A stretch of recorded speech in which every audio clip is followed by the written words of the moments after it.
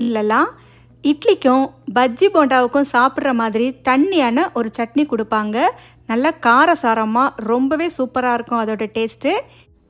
சுட சுட 2 இட்லி கூட 4 கரண்டி இந்த ரயில்வே சட்னி சேர்த்து நல்லா ஊற வச்சு சாப்பிட்டா டேஸ்ட்டு வேறு லெவலில் இருக்கும். இன்றைக்கி நாம் இட்லி பஜ்ஜி போண்டா கூட சாப்பிட்ற மாதிரியான நல்ல காரசாரமான ரயில்வே சட்னி எப்படி செய்யலான்னு வாங்க பார்க்கலாம். முதல்ல ஒரு பவுலில் 2 டேபிள் ஸ்பூன் அளவுக்கு துருவிய தேங்காய் சேர்த்துக்காங்க. இது கூடவே ஒரு 3/4 கப் அளவுக்கு பொட்டுக்கடலை சேர்த்துக்காங்க. தேங்காய் 2 டேபிள் ஸ்பூன் அளவு சேர்த்தா போதும், பொட்டுக்கடலை தான் அதிகமாக சேர்க்கணும். அடுத்து ஒரு 6-7 பச்சை மிளகாய். இந்த சட்னி கொஞ்சம் சுல்லுன்னு காரமாக இருந்தால் தான் சூப்பராக இருக்கும். அதனால் அதுக்கேற்ற மாதிரி பச்சை மிளகாய் சேர்த்துக்காங்க. இது கூட ஒரு 3 பல் பூண்டு சேர்த்துக்கலாம். ஃப்ளேவருக்காக ஒரே ஒரு சின்ன வெங்காயம் சேர்த்துக்காங்க.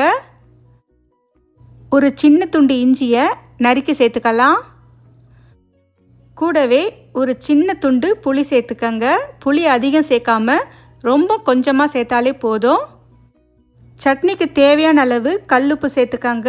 கொஞ்சம் குறைவாகவே சேர்த்துக்கங்க, தேவைப்பட்டால் கடைசியில் கூட நம்ம சேர்த்துக்கலாம். அடுத்து ஒரு சின்ன கைப்பிடி அளவு கொத்தமல்லி இலையை நல்லா கழுவிட்டு சேர்த்துக்கங்க. அவ்வளவுதான். இப்போ இது எல்லாத்தையும் சேர்த்து கொஞ்சமாக தண்ணி சேர்த்து உங்களால் எந்த அளவுக்கு மைய அரைக்க முடியுமோ அந்த அளவுக்கு அரைச்சி எடுத்துக்கங்க. நல்ல மைய அரைச்சாதான் தண்ணி நிறைய சேர்க்கும்போது சட்னியோட டெக்ஸ்சர் நல்லாயிருக்கும். அவ்வளவுதான், அரைச்சி எடுத்தாச்சு. இப்போ வேற ஒரு பாத்திரத்துக்கு இதை மாற்றிக்கலாம்.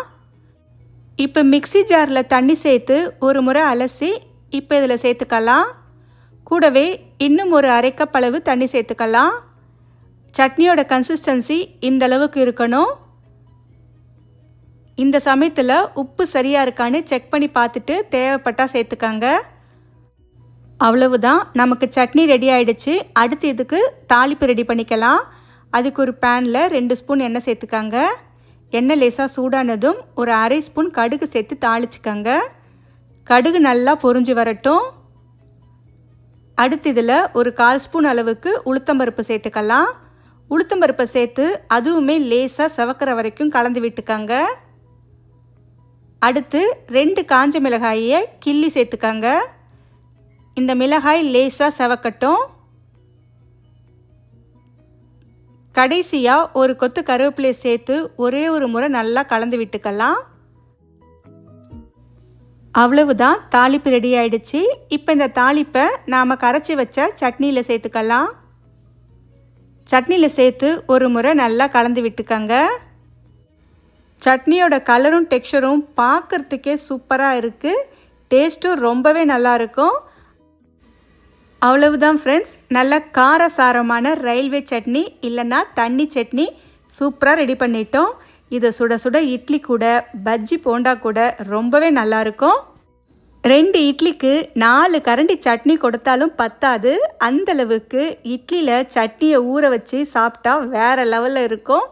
ஓகே ஃப்ரெண்ட்ஸ், இந்த ரெசிப்பியை உங்கள் வீட்டில் ஒரு முறை ட்ரை பண்ணி பார்த்துட்டு எப்படி இருக்குன்னு சொல்லுங்கள்.